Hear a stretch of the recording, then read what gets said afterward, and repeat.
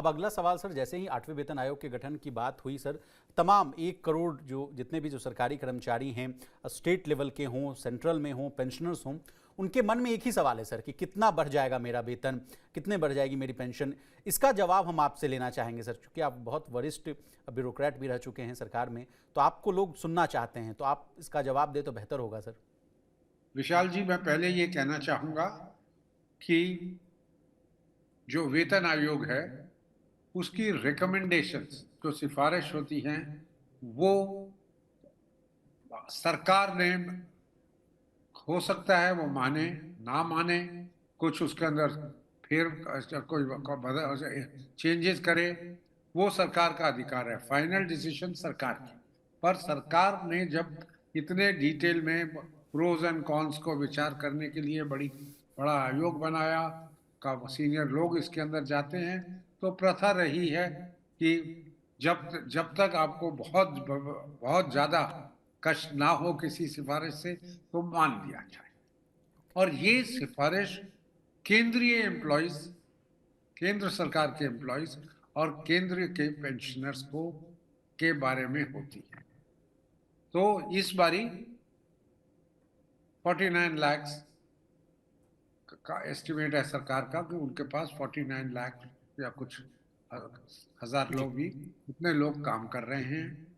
और 64 से 65 lakh pensioners. Pensioners हैं। हर महीने कुछ ऐड हो जाएंगे जी। जिनको ये होगा, तो 65 लाख वो ले लिया जाए, 50 लाख एम्प्लॉयज ले लिया जाए, तो 115 लाख लोगों को तो जरूर ये कवर करेंगे। पर इसके साथ साथ भारत सरकार के, केंद्र सरकार के ही 250 से करीब पब्लिक सेक्टर अंडरटेकिंग से, सरकार के पास कितने अब बैंक रह गए, 16-17 बैंक भी हैं। जी। वो उनका अपना आयोग बनता है, उनके लिए अपनी व्यवस्था है।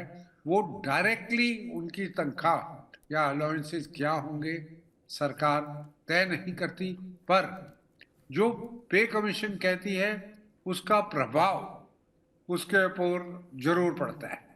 वो डिमांड, इसको बेस समझ के वो आगे शुरू कर देते हैं कि ये तो आपने अपने एम्प्लॉयज को दे दिया, डायरेक्ट एम्प्लॉयज को, अब आप हमें इसके अलावा, हम इंडस्ट्रियल, उनके वो इंडस्ट्री भी माने जाते हैं, उनके ऊपर कुछ और कानून लगते हैं, फैक्ट्रीज एक्ट, वो लेबर के 8-10 कानून उनके ऊपर लगते हैं।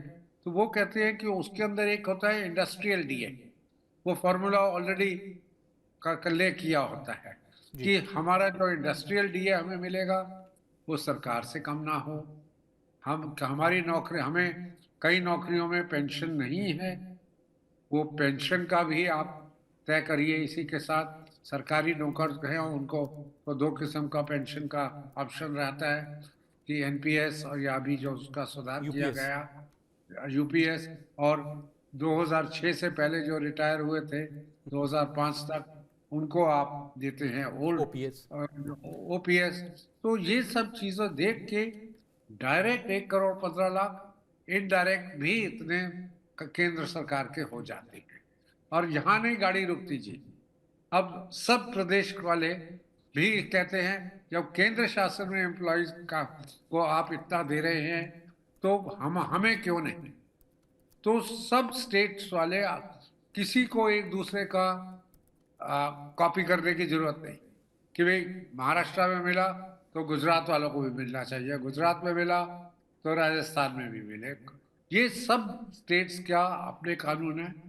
स्टेट्स में बहुत जगह रिटायरमेंट एज अलग है, ये नहीं है ना क्या, सेंटर की अगर एक है एज है 60 साल, हर स्टेट में भी वो है।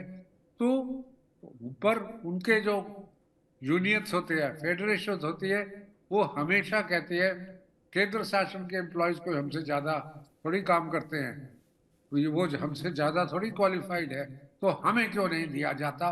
तो इसलिए ये पे कमीशन जो सेंटर की है वो एक जैसा आधार बन जाता है, जिससे बहुत जगह उसको वैसे ही बेनिफिट की डिमांड हो जाती है। तो पे कमीशन बिना कहे अपने मन में जरूर रखती है कि हम जो कहने वाले हैं वो ये 1,15,00,000 लोगों को ही नहीं, हो सकता है ये 10 करोड़ लोगों को लगे, 8 करोड़ लोगों का लगे।